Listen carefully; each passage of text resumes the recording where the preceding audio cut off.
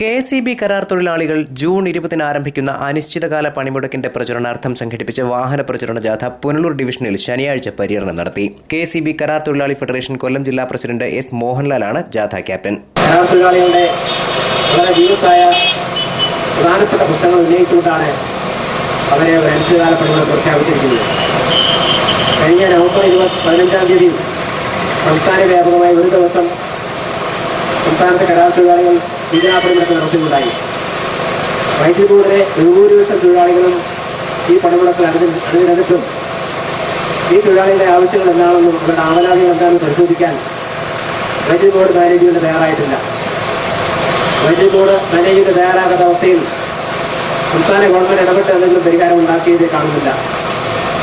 ഇത്രയും തന്ത്രപ്രധാനമായ ഒരു മേഖലയിലെ തൊഴിലാളികൾ ഒരു പണിമുടക്ക് നോട്ടീസ് കൊടുത്താൽ അത് സംബന്ധിച്ച് ഒരു സമീപനവും എടുക്കാത്ത ഗവൺമെന്റിന്റെ ഉത്തരവാദിത്ത രഹിതമായ സമീപനത്തിനെതിരെ തൊഴിലാളികൾ അനിശ്ചിതകാല പണിമുടക്ക് നടത്താൻ നിർബന്ധിതരായി തീർന്നിരിക്കുകയാണ്. ജില്ലാ സെക്രട്ടറി സാബു ജസ്റ്റിൻ, ഇബ്രാഹിം പത്തനാപുരം, കുണ്ടറ ശശി എന്നിവർ സംസാരിച്ചു. News bureau, Punalur.